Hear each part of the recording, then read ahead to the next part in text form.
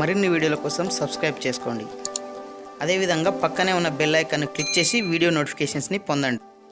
Hi friends, Telangana PRC నివేదిక ఈ నెల 22 లోపు ఇచ్చినప్పటికీ ఆర్టీసీ సమ్మెపై స్పష్టత వచ్చాకే వేతన సవరణ అమలుపై స్పష్టత వచ్చే అవకాశం ఉన్నట్లు తెలుస్తుంది. సో దానికి సంబంధించినటువంటి పూర్తి వివరాలు మరి ఈరోజు ప్రధాన వార్తాపత్రికలు ఇవ్వడం జరిగింది. సో ఆ విషయాలు మనం ఈ వీడియోలో తెలుసుకుందాము. సో ఫ్రెండ్స్, ఇక్కడ మనం చూడవచ్చు హెడ్డింగ్ ఆర్టీసీ సమ్మెపై స్పష్టత వచ్చాకే వేతన సవరణ అని చెప్పేసి ఇవ్వడం జరిగింది. సో ఇక మనకు సబ్ హెడ్డింగ్ చూసినట్లయితే PRC నివేదికకు 22 వరకు గడువు, ఫిట్మెంట్పై అన్ని కోణాల్లో ఆలోచించే ప్రభుత్వ నిర్ణయం అన్నట్లు ఇవ్వడం జరిగింది. సో నెక్స్ట్ పెంపుదలపై ఉద్యోగుల్లో ఆశలు అని చెప్పేసి ఇవ్వడం జరిగింది. సో ఇక వివరాల్లోకి వెళ్తే రాష్ట్రంలో ఆర్టీసీ సమ్మె కొనసాగుతున్నందున అది ఓ కొలిక్కి వచ్చాకే వేతన సవరణ ఖరారు అవకాశం ఉన్నట్టు తెలుస్తుంది. తెలంగాణలో ఉద్యోగుల జీతభత్యాల పెంపుదలపై నివేదిక ఇచ్చేందుకు వేతన సవరణ సంఘానికి, దాన్ని మనం PRC అంటాము. సో PRCకి రాష్ట్ర ప్రభుత్వం నిర్దేశించిన గడువు ఈ నెల 22న ముగియనుంది. దీనికి అనుగుణంగా నివేదిక ఇచ్చేందుకు PRC సన్నాహకాలు మరి చేస్తుంది. ఈ క్రమంలోనే 2-3 రోజుల్లో వేతన సవరణ సంఘం ముఖ్యమంత్రితో భేటీ అయ్యే అవకాశం ఉన్నట్లు తెలుస్తుంది.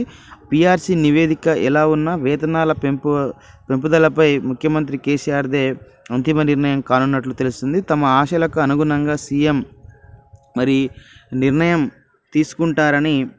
తీసుకుంటారనే భావన ఉద్యోగ వర్గాల్లో నెలకొంది. తెలంగాణ రాష్ట్రం ఏర్పడ్డాక 2014 జూన్ నుంచి PRCని ప్రభుత్వం అమలు చేసింది. గత జూన్తో ఆ గడువు ముగిసింది.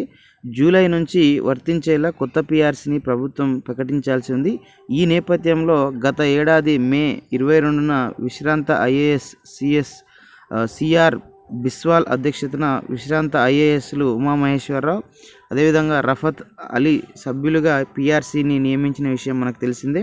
దాదాపుగా ఏడాదిన్నరగా PRC విధులు నిర్వహిస్తోంది.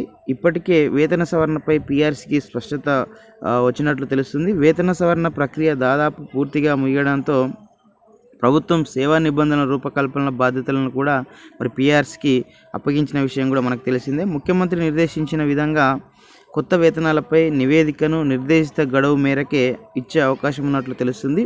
సో 2014లో సీఎం కేసీఆర్ ఉద్యోగులకు 43% వేతనాలను పెంచారు. ఈసారి ఫిట్మెంట్ మరి ఎలా ఉంటుందనే దానిపై భిన్న వాదనలు ఉన్నాయి.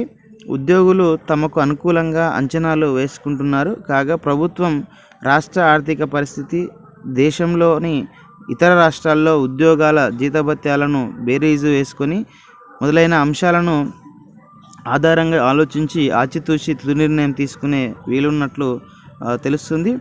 సో ఈ నిర్ణయంపై మరి చాలా ఉత్కంఠ పరిస్థితులు నెలకొన్నాయని చెప్పొచ్చు. సో PRC నివేదిక ఇచ్చాక ప్రభుత్వం నిర్ణయం ప్రకటించడానికి కొంత గడువు తీసుకోవడం ఆనవాయితీ. 2014లో PRC నివేదికపై కేసీఆర్ ప్రదీప్ చంద్ర ఆధ్వర్యంలో కమిటీని నియమించారు. ఆ కమిటీ ఉద్యోగ సంఘాలతో చర్చలు జరిపింది.